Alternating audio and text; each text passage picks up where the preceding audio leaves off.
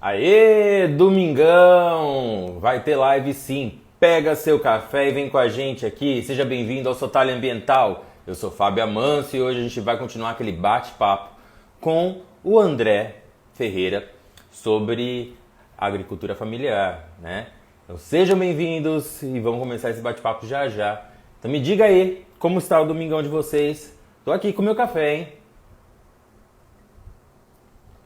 Todo mundo tá me ouvindo? Tá ok aí? Nosso convidado já chegou, vamos chamá-lo.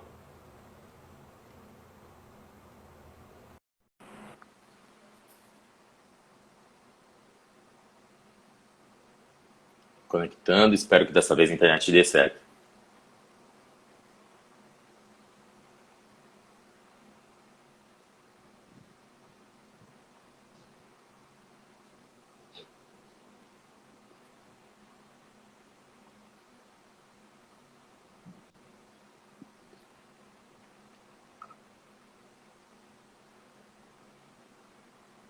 Conectando ainda. Tá todo mundo me ouvindo, tá me vendo?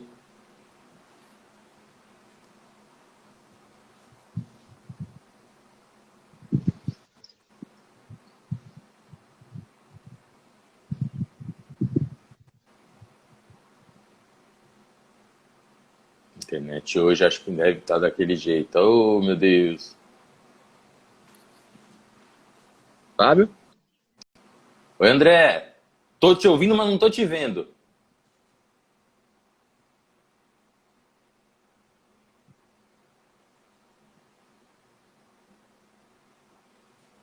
Eu acho que caiu. Vamos ver.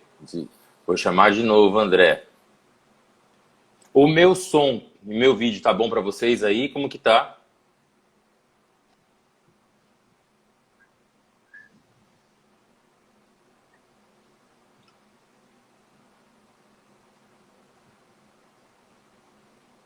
Tá me ouvindo aí, Fábio?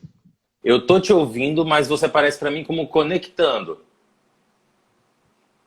Vou chegar aqui.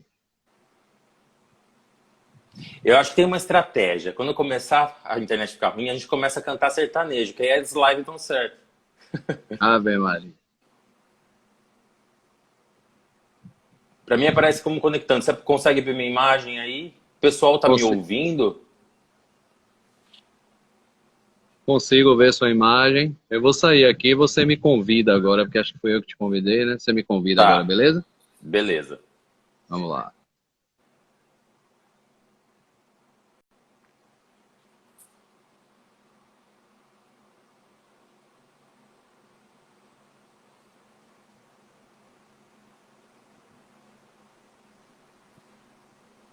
Conectando de novo. Vamos ver. Agora vai.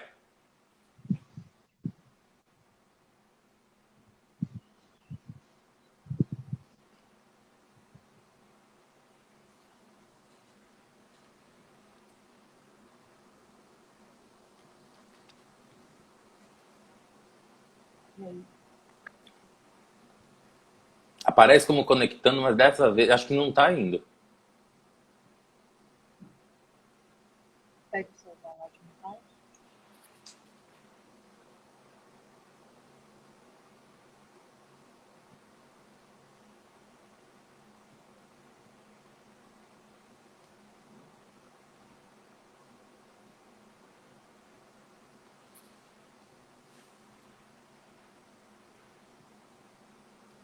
Conectando, caiu. Vamos tentar de novo. Internet, suas tecnologias, seus perrengues.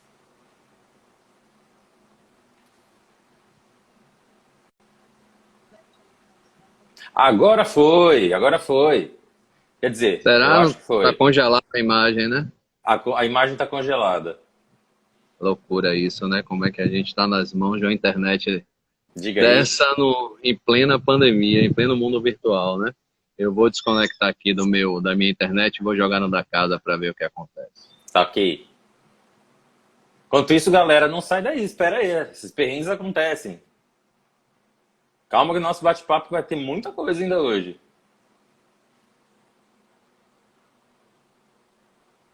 Deixa eu ver aqui. Pra mim tá travado.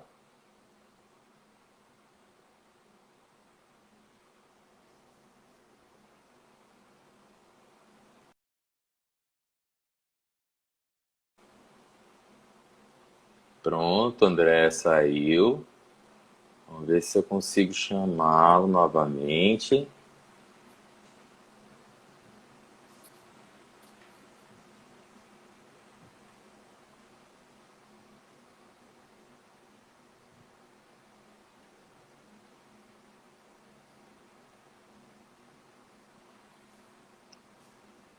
A minha internet vocês conseguem me ver bem, né? Me ver, me ouvir. Vamos ver se agora do André consegue normalizar. Bom dia, Nazaré! Nazaré, deixa eu inclusive dar um recado para vocês. Nasa Beleza, essa pessoa aqui, às 14 horas vai fazer uma live muito legal sobre transição capilar com umas mulheres negras lindas, lindas, lindas, que vão dar um pouco do depoimento dela. Então, não deixa de seguir Nasa Beleza, vai lá, que o bate-papo dela é muito interessante. Todo domingo ela tá fazendo live. Vamos ver, André conectando aqui.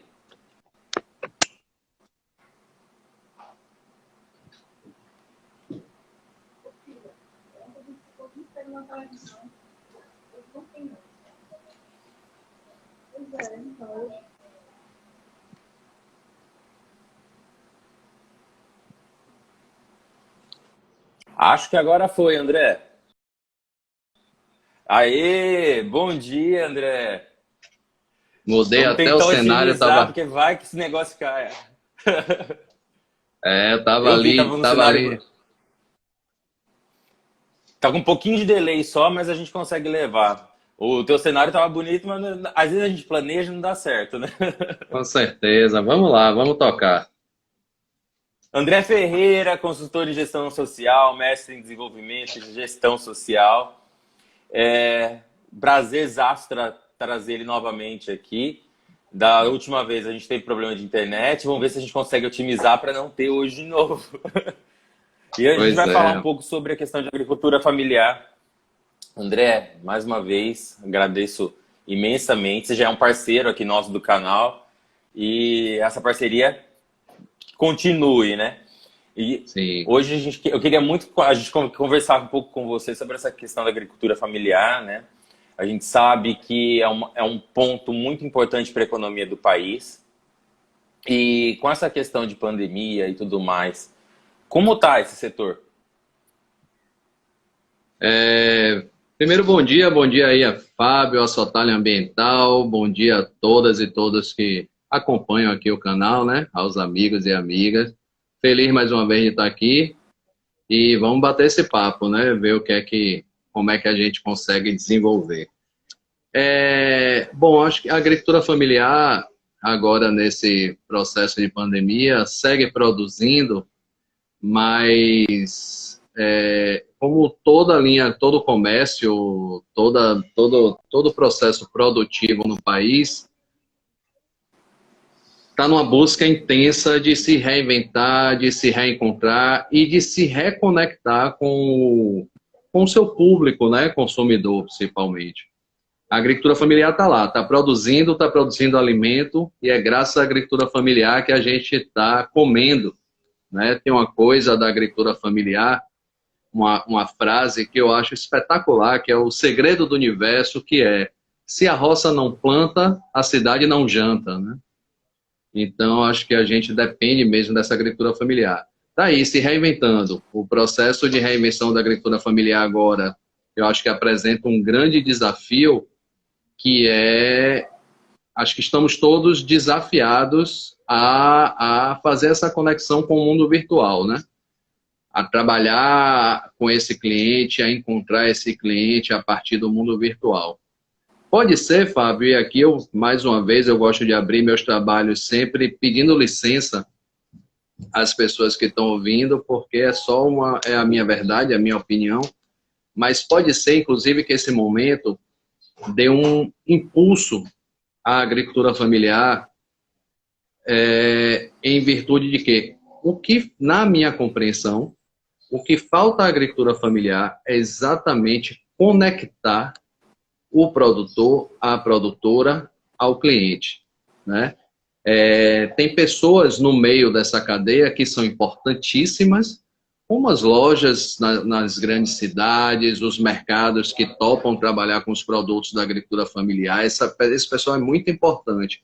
Mas tem também a figura do atravessador, que precisa sair dessa cadeia do ponto de vista de ligar o consumidor um pouco de forma mais direta ao produtor, né? Então, acho que talvez esse momento traga um impulso que é desafiar o agricultor e a agricultora a se conectar com esse processo mais virtual, como a gente está fazendo aqui com um simples bate-papo, apesar dessas dificuldades com a internet. Você imagine isso em outros espaços na zona rural, mas aí é trabalhar dessa forma e tentar acessar esse universo para que o cliente chegue até a base, até a roça, né?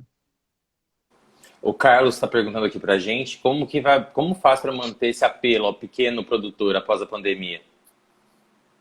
Eu acredito que acho que a pandemia trouxe para a gente uma realidade de que, assim, talvez quem tenha que se esforçar no pós-pandemia, talvez, é a grande indústria do alimento, do enlatado, do industrializado, porque com essa pandemia é possível pensar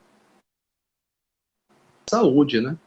A importância da gente estar com o sistema imunológico.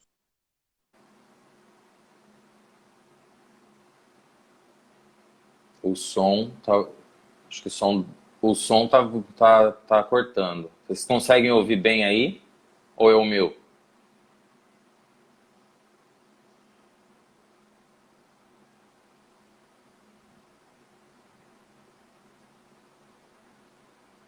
Vocês estão conseguindo ouvir bem aí, pessoal? A minha...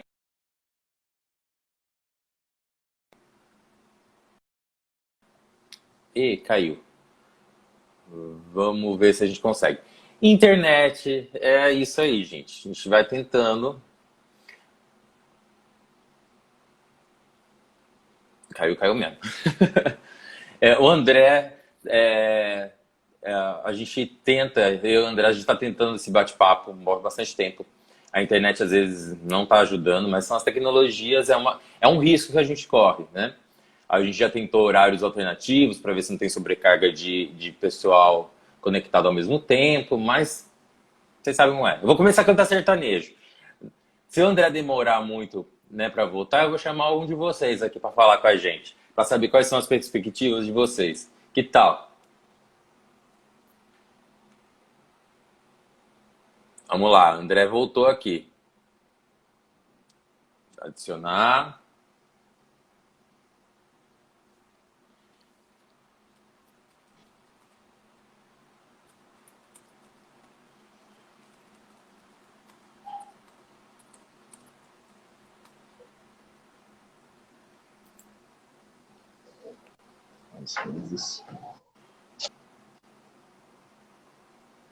Conectando. Aí, André, voltou. Rapaz, desespero, né? Mas vamos lá. André, coloca um bombril na ponta do celular para ver se melhora. Pô, rapaz, imagina, né? A gente está nas mãos, assim, de um processo tão duro, né? Mas eu acho que aí cabe outra live para discutir essas relações, né? Vamos lá, Com vamos certeza. tocar. Vamos lá, vamos lá. A gente estava falando um pouco dos desafios, né, desse apelo do produtor pós-pandemia. Aí me veio uma questão, o seguinte, os programas de incentivo, né, para o pequeno produtor no Brasil, você acha que nesse momento eles vão ser eficientes ou vão ser presentes? Porque a gente sabe que estão tirando muita coisa, né? Para começar pelo próprio auxílio emergencial, que entra parcela, sai parcela, a gente sabe que às vezes a pessoa que está precisando dele fica desfavorecida. E esses programas de incentivo para o pequeno produtor também estão passando por isso? Por essa fase complicada, conturbada e talvez um pouco obscura, né, do atual governo? Pois é, Fábio. Uma coisa que é importante dizer é o seguinte: os programas de incentivo, de governo, eu acho que precisa ser, no mínimo, um governo com pensamento progressista para entender a importância da agricultura familiar e para investir na agricultura familiar. Por que que eu digo isso? Entender, todo mundo entende, tá? Mas é uma opção desse governo ou de outros governos investir ou não. Por quê? O governo atual, como o governo federal, destruiu as políticas de incentivo à agricultura familiar e à economia solidária, tá? Isso é fato. Porque a gente sabe qual é o interesse desse governo. Agora a gente tem outros governos aí investindo pesado na agricultura familiar. O governo da Bahia é um grande exemplo, um grande exemplo. Aqui a gente tem uma chamada Companhia de Desenvolvimento Regional, que é a CAR, e ela é a Companhia de Desenvolvimento e Ação Regional, CAR, do governo do estado da Bahia. Velho, a CAR faz um trabalho lindo, lindo, lindo, com toda a dor e delícia de uma política pública. Tem falha aqui, tem acerto ali, mas essa companhia faz um trabalho muito legal de incentivo à agricultura familiar aqui na Bahia. É um trabalho tão interessante que ele vem avançando desde o foco na produção e agora está com foco na comercialização. Então, são programas, tem o Bahia Produtiva, é um programa financiado pelo Banco Mundial, é coisa assim muito rica, muito interessante. A Bahia tem exemplos de cooperativas que estão com um grau de produção e já exportando produtos, enfim, e também tem cooperativas iniciando que recebem esse apoio do governo, né? E aí temos outros estados também, tem aí uma galera até aqui presente na live do Rio Grande do Norte, que está lá investindo na economia solidária e na agricultura familiar. Enfim, tem um tanto de gente entendendo a importância da agricultura familiar. E aí, Fábio, eu vou avançar para esse debate, que é o seguinte, cara, é muito simples. A gente pode fazer vários recortes da importância de se investir na política pública. Mas tem um que é muito simples. Quando a gente investe na agricultura familiar, e aí tem a ver com o tema da nossa live hoje, a riqueza no quintal, quando a gente investe na agricultura familiar, a gente mantém o homem e a mulher do campo no campo. E isso diminui a pressão nas grandes capitais, né? Isso é muito evidente. Diminui pressão, eu costumo dizer, da essa interdisciplinaridade, multidisciplinaridade e transdisciplinaridade da economia solidária e da agricultura familiar, porque é o seguinte, quando você investe nessa pasta, com certeza você reduz pressão em outras pastas. Na saúde, porque estão produzindo alimento bom, acho que eu até falei isso na outra live nossa, na educação, na segurança pública, você reduz isso. Imagine o que é você manter o homem e a mulher rural no campo, produzindo riqueza, evitando. Está ouvindo?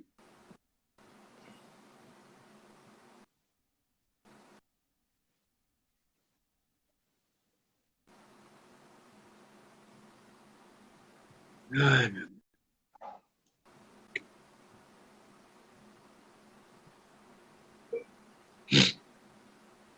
Voltou, eu não sei se foi a meu, se foi o seu aqui.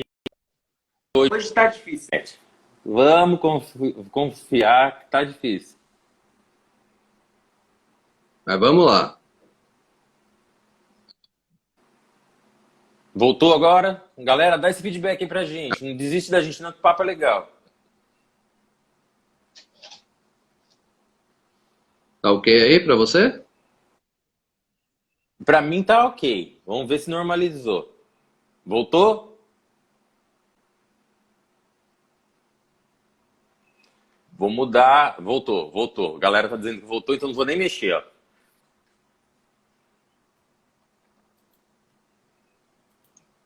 Pois é, Fábio. Então, de fato, acho que tem estados que têm grandes exemplos de investimento em política pública, tá? E isso é muito legal. E, infelizmente, a gente conhece aí essa realidade do governo federal, que é muito dura.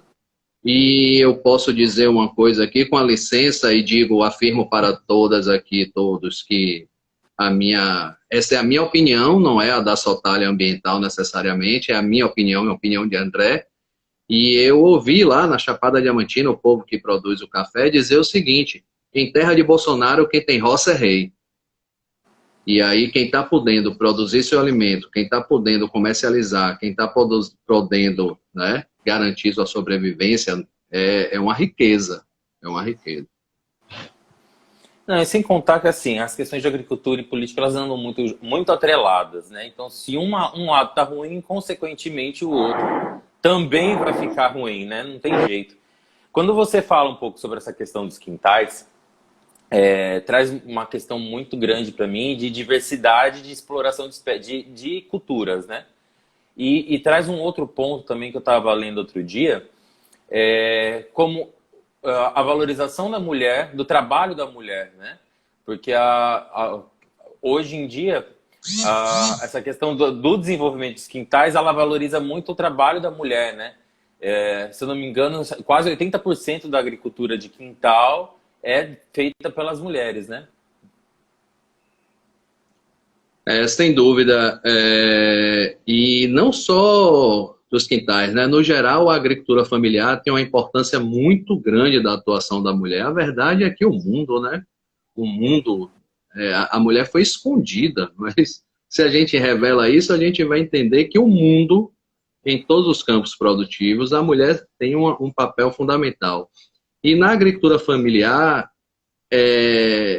apesar de também existir o machismo está aí em todos os processos, mas tanto nesse esquema dos quintais produtivos, quanto numa produção de uma escala maior, a mulher tem um papel fundamental no processo da organização da produção, no processo da lavoura também, né? A mulher também tem esse papel importante na lavoura, mas fundamentalmente na gestão e na organização desse processo produtivo, né? Em geral, o beneficiamento do produto é feito pelas mulheres, desde limpeza, embalagem, enfim. E, fundamentalmente, a gestão. Gestão mesmo. Falo ali de fluxo de caixa, de estoque, Então, assim, o papel da mulher na agricultura familiar, ele é mais do que indispensável. E aí, repito, o papel da mulher no mundo, né?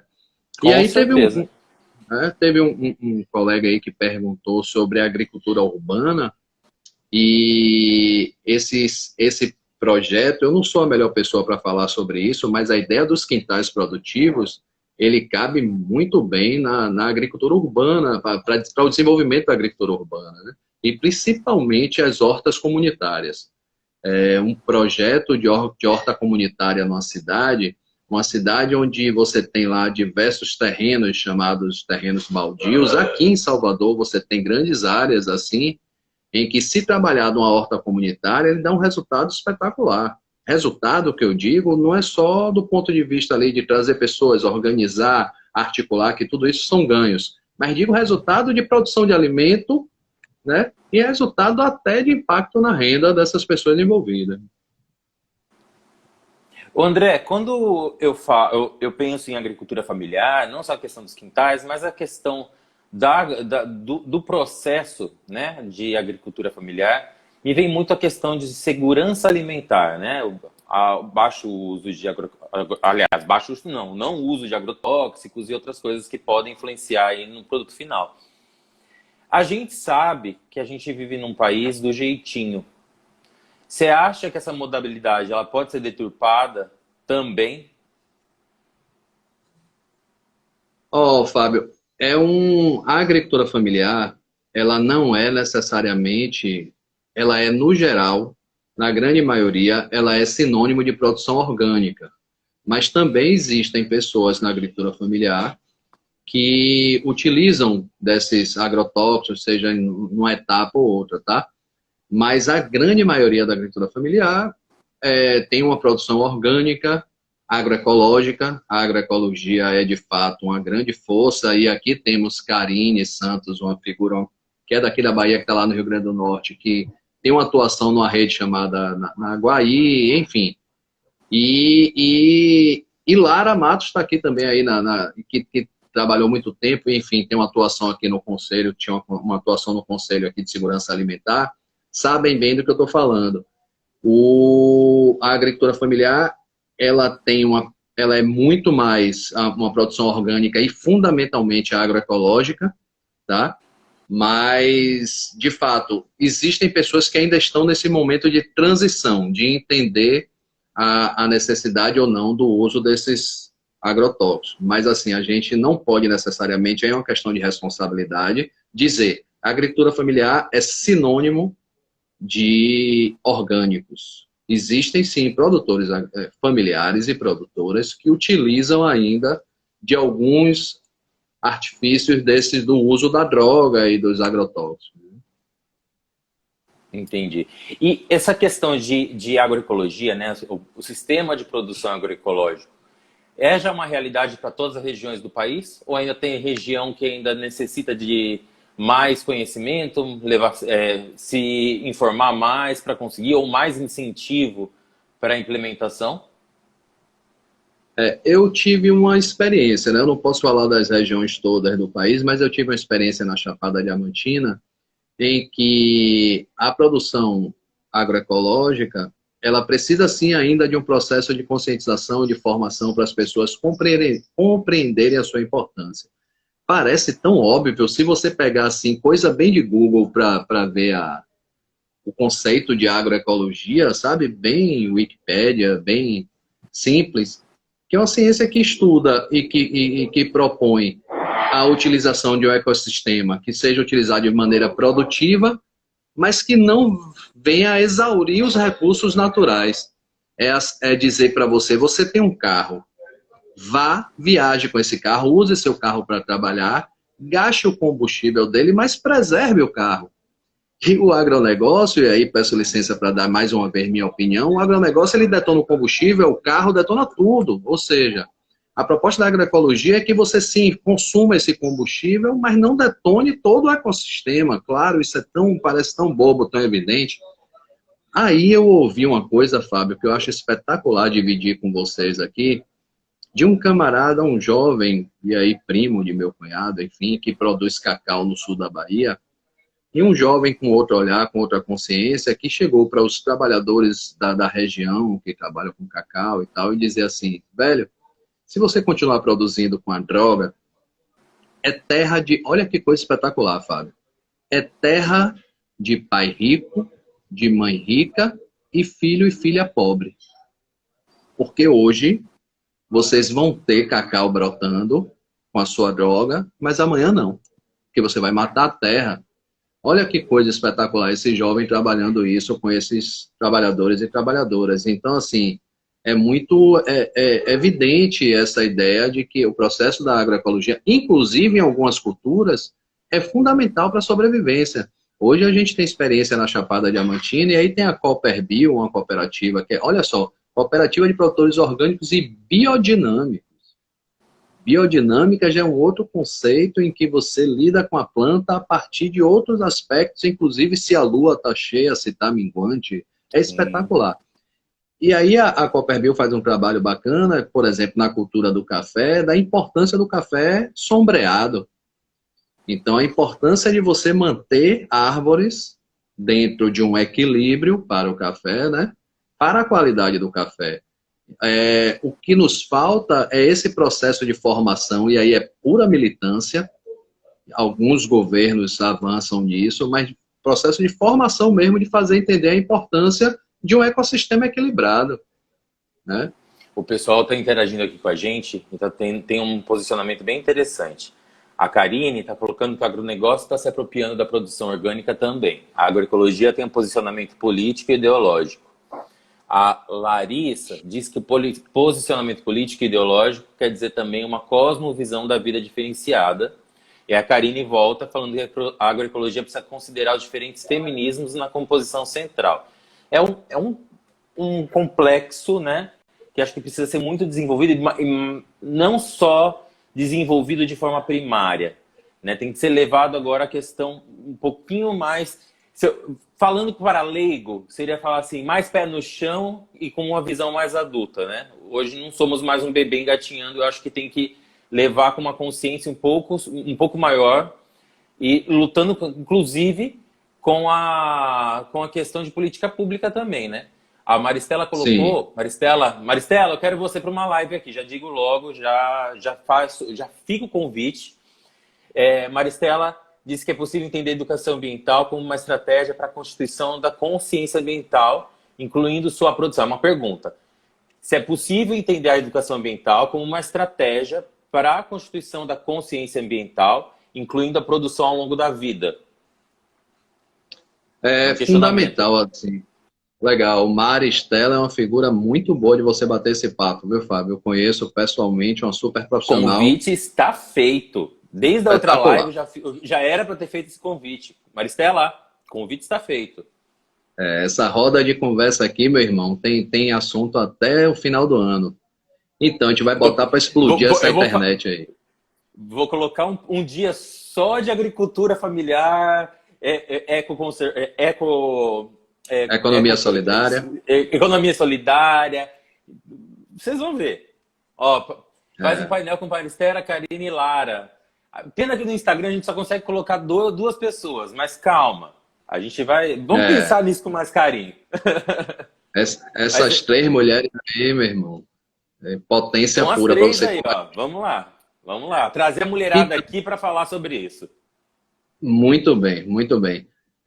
Quando a gente vai ver mais uma vez o conceito de agroecologia, a gente não deixa de abordar que assim, que se tenha uma cultura, um ecossistema que seja produtivo, mas que mantenha os recursos naturais, mas que seja culturalmente sensível, que seja socialmente justo, né? Economicamente viável, tá?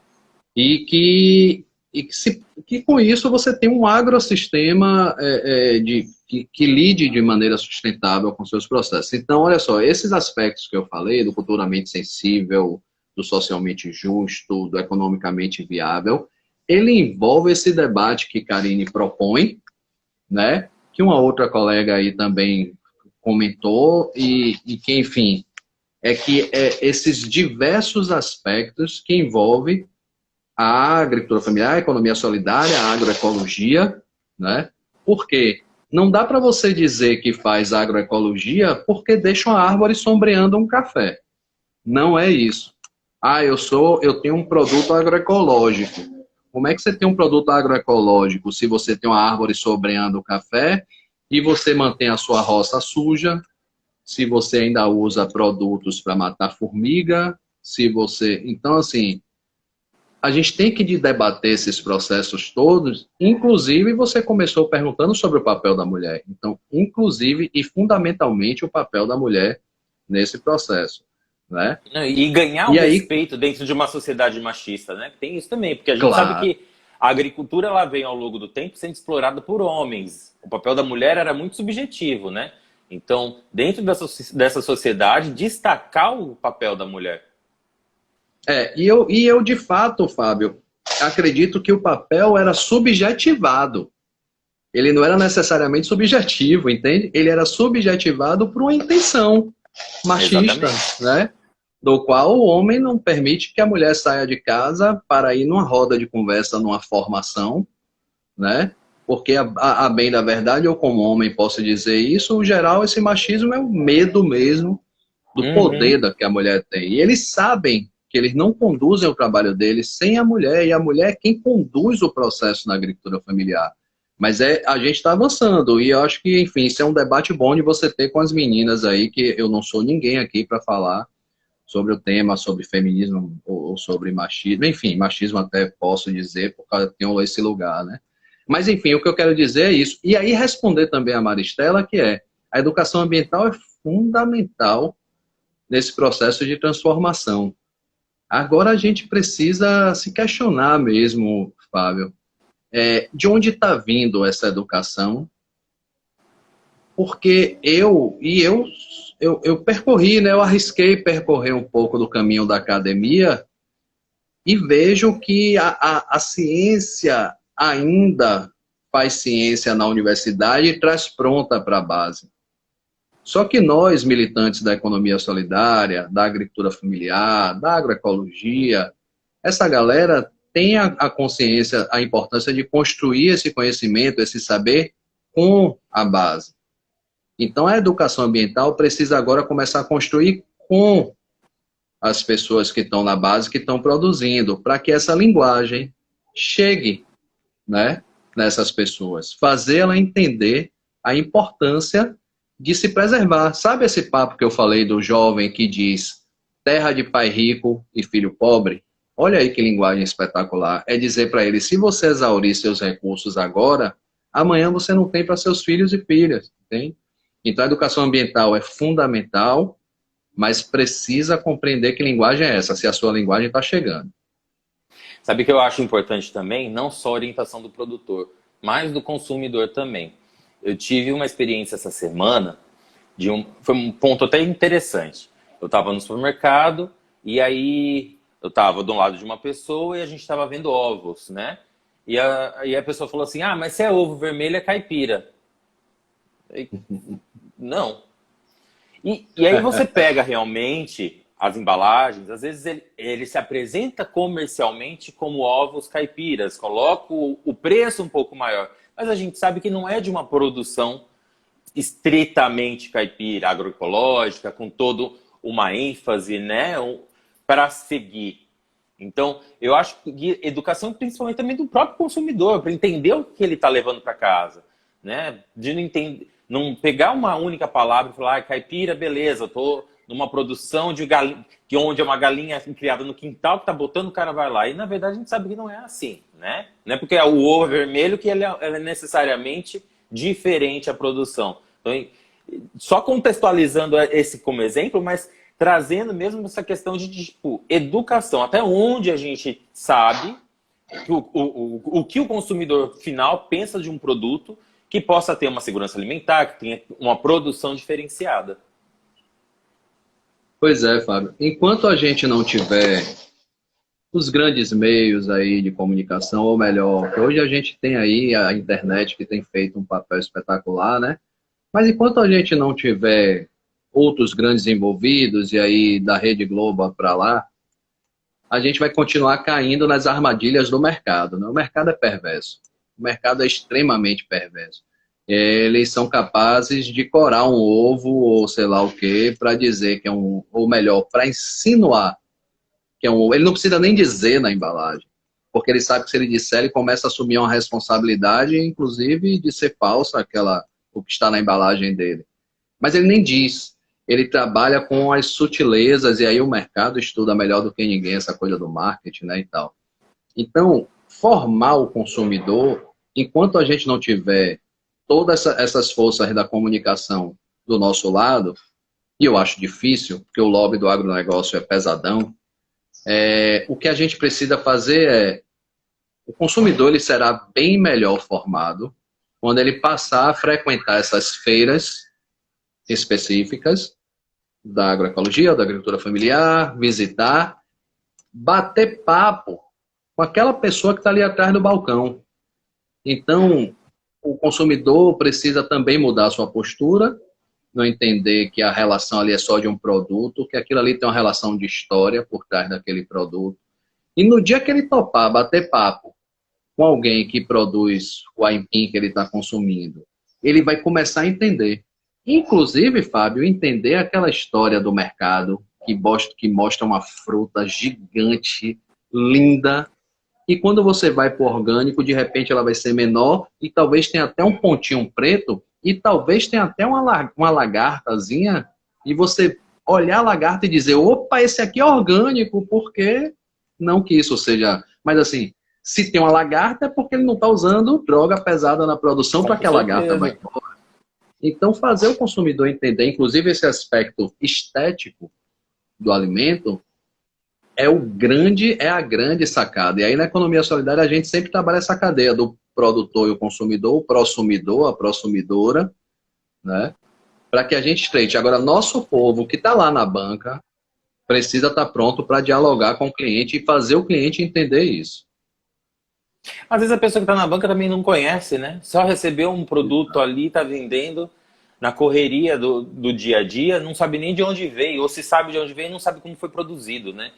E essa questão própria da lagarta, às vezes pegar um produto desse e descartar, falar, não, tá estragado. Então aí, né? Eu quero comprar um alimento que seja seguro, que não tenha agrotóxico, mas tem lagarta, eu não vou consumir. Então, galera também precisa mudar um pouco a mentalidade.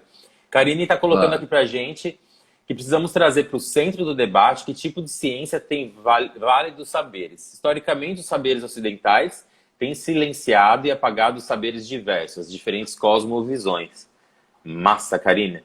A Lara está colocando que todo conceito, toda prática não existe no vácuo. Estão necessariamente vinculadas a um corpo teórico, a uma cosmovisão de mundo. É preciso saber de que educação ambiental estamos falando. Educação ambiental tem muitas vertentes. Às vezes as pessoas só acham que é só chegar ali e simplesmente dar um discurso. E não é também, né? A Samara está colocando que essa orientação ao consumidor é importante principalmente quando vem para o âmbito dos gestores públicos, das políticas públicas. Uma realidade é a gestão do PNI pela educação quando convoca. Carlos está perguntando, André, qual a responsabilidade da TER? Como expandir essa assessoria e ajudar o produtor? Eu vou ler tudo, que daí a gente contextualiza, tá? Porque é muita coisa legal. A Karine está colocando que as mulheres negras, trazidas em condição de escravas, atravessaram o Oceano Atlântico, trazendo as sementes escondidas no cabelo e outras partes do corpo. Karine, eu acho que isso cabe uma live só de história para a gente poder fazer. Já vamos ficar, né? Vamos anotar isso. Dar um jeito da gente poder fazer essa roda de discussão, ver se a gente consegue colocar mais pessoas aqui para a gente discutir, né? E a gente vê sobre isso. Samara está colocando que para uma advertência por causa do tamanho do pimentão produzido pela F, o pimentão comercializado nas principais redes de supermercado demonstra a importância do debate com e junto aos consumidores. Ludmila está colocando que a importância dos circuitos curtos de comercialização, onde o produto pode dialogar com o consumidor. Cooperativas e grupos de consumo cumprem esse papel. Né? A gente tem várias opiniões aí, várias coisas interessantes. Né? O Guto está colocando que tem lido um pouco sobre ecossocialismo, o que a gente pensa a respeito. Eu acho que tem muita coisa, né, para desenvolver, a gente tem várias vertentes aí. Tem dois questionamentos e vários pontos de complementação do que a gente falou aqui. Mas a gente tem dois pontos que as pessoas perguntaram aqui, André. A responsabilidade da TE e sobre o ecossocialismo. Tá. Você vê a importância, né? O Karine e Lara usaram uma expressão aí que eu ainda vou precisar conhecer mais, estudar, mas enfim, a cosmovisão, que de fato a gente precisa ampliar esses olhares, né? E compreender as diversas faces de um mesmo processo, tá? As contribuições dos diversos debates, né? Quando o Karine fala da mulher negra trazendo, escravizada, trazendo sementes no cabelo, hoje a gente pode fazer um paralelo com a ideia do que o agronegócio vem fazendo com as sementes que não produzem, ou melhor, os alimentos. Você não tira mais determinados alimentos, uma semente de um mamão e planta para nascer, porque a ideia é extinguir mesmo esse processo das sementes, e aí, para que a gente fique nas mãos do agronegócio na hora de consumir alimento e a gente não consiga produzir. E aí a economia solidária e a agricultura familiar traz os bancos de sementes. Olha, Fábio, banco de semente é um debate bom de você fazer aqui na Sotália, que é fundamental, o banco de semente crioula, né? Processos de troca de sementes, espetacular. Respondendo à importância da TE, eu convivi com isso agora, assim, com o trabalho direto de uma TE lá na cooperativa de café, e é fundamental, é muito rico. São saberes, e aí se você tem um profissional, uma profissional com formação em ATE, que entende esse diálogo, que entende a importância desde uma postura de chegar na propriedade de uma pessoa, saber dialogar com respeito e com tranquilidade para trazer novos conhecimentos, é fundamental. São detalhes mínimos, por exemplo, de uma simples colheita do café, que se você dripar o café de cima para baixo, ou você vai tirar as folhas da ponta que vão garantir a produção da próxima safra, e que é parte cultural deles raparem, e aí até chega e diz, ó, orienta a colher catando o café e tal, tira o café maduro, bota... enfim, até é fundamental, e graças a Deus, a Bahia, por exemplo, tem um investimento pesado em até. E isso é muito legal, acompanhamento técnico. E o que é mais legal ainda, Fábio, formando agentes dentro da comunidade para acompanhar essa produção. Sobre o ecossocialismo, né, isso eu confesso que não tenho a comentar, assim, porque não tenho nenhum domínio sobre o tema. Peço desculpa aí para Guto, né? E vou procurar pesquisar, mas de fato eu não tenho nada a comentar, nem arriscar maiores comentários, embora me enxergue e me compreenda socialista, mas o ecossocialismo eu não vou arriscar falar bobagem aqui, enfim.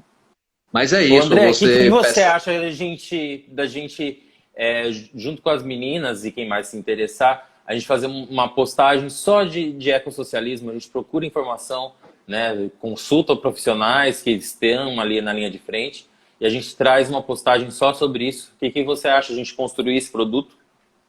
Eu acho espetacular. Eu acho espetacular. A gente tem que debater esses diversos processos e eles são agora mais do que urgentes. Fábio, se tem uma coisa que essa pandemia me trouxe convicção, eu falei isso na live passada, é de que estamos e estávamos no caminho certo pela bandeira que a gente vinha levantando há muito tempo, né? Eu estou como militante da economia solidária desde 2006.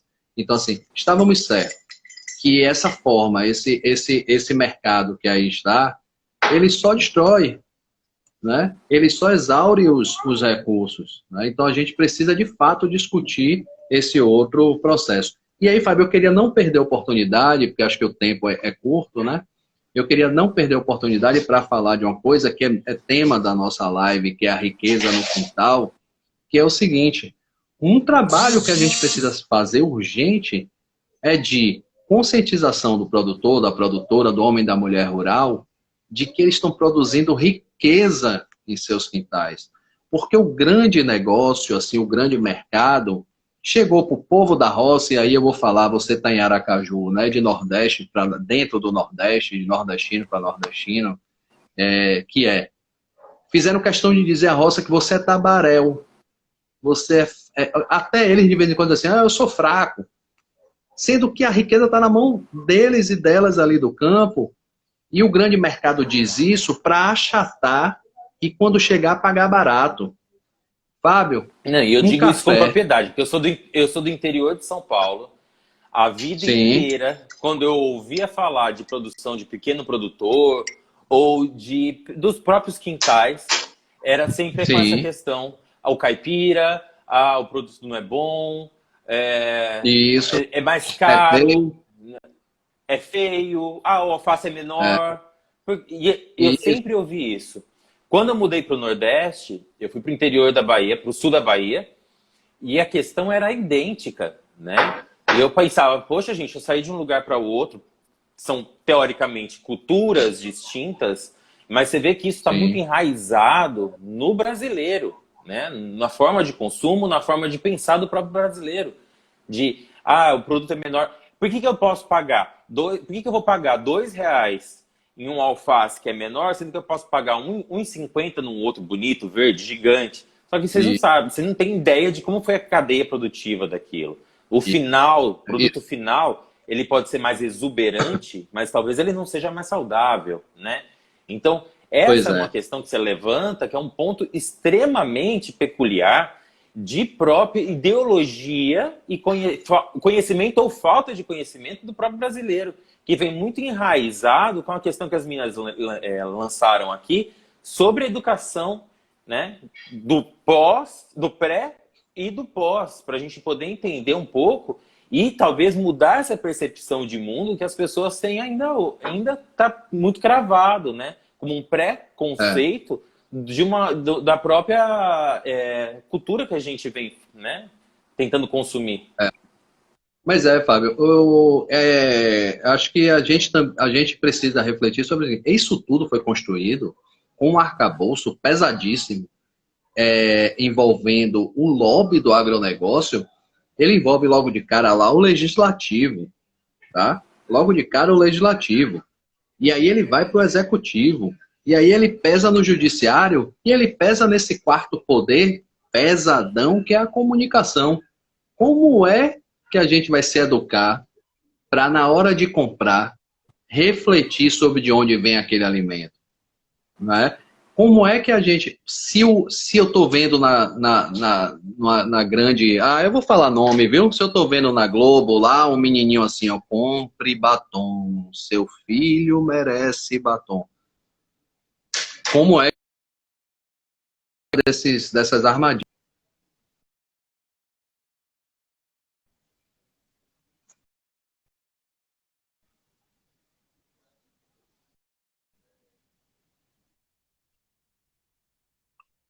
Voltamos?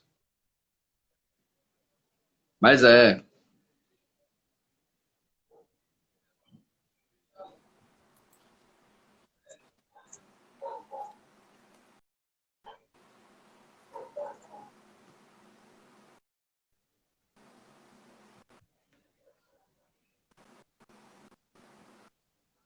Que voltou. André, não pode falar marca que a Globo derruba Oi. nós. Não vou nem falar mais deles. Não pode falar, Mas, não pode enfim. falar em marca. Pronto, não vou falar mesmo, porque aí reforço que essa é uma opinião minha, não tem nada a ver com a Sotália. É importante. Não, o Mas problema aí... é que a internet trava. Tá, não, claro, mas não é bom ficar falando mesmo certas marcas, né? Mas olha só, Fábio, e aí uma coisa que eu quero, não quero que a gente termine aqui sem eu falar sobre isso, é que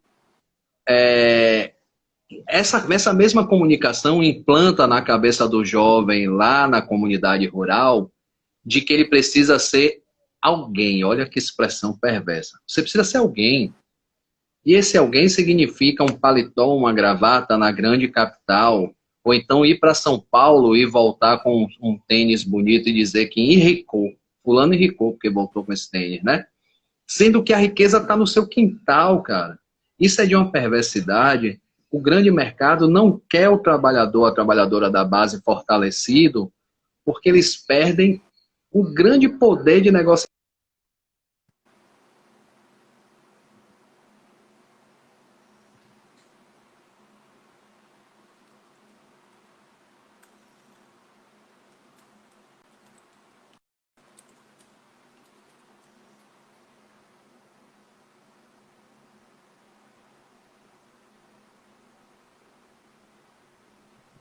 A internet voltou. Pronto. Eu não sei se é Tá a ok minha aí? ou é a sua, André. Mas vamos lá. Então, assim, para Acho não que fechar tá. sem A falar gente tá sobre assim. isso. A gente tem. Nós temos 4 minutos para encerrar antes do Instagram derrubar a gente, né? Beleza. Eu acho que é um bate-papo que renderia lives e lives.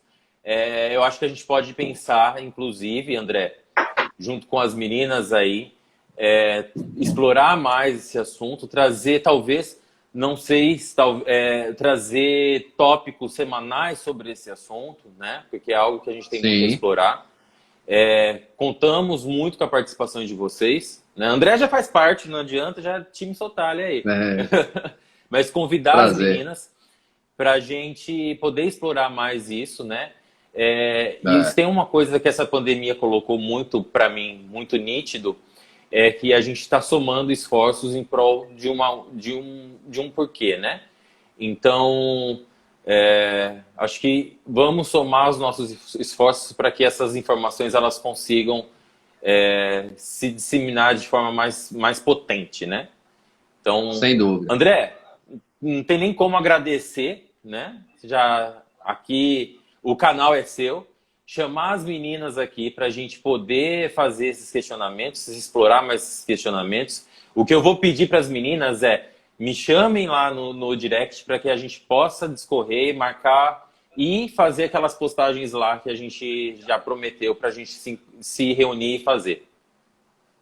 Eu acho que para encerrar assim, eu quero falar. Primeiro, potencial dessas figuras aí, Lara Matos, Karine Santos, Maristela Araújo, são figuras que têm assim um conteúdo espetacular para trazer para o debate. Mas assim, eu quero encerrar pelo menos esse momento dizendo que para quem estiver aqui acompanhando a live, seja profissional que trabalha com meio ambiente e acompanhamento de empreendimentos, ou seja agricultor, agricultora familiar, precisa compreender assim, o respeito a essa base.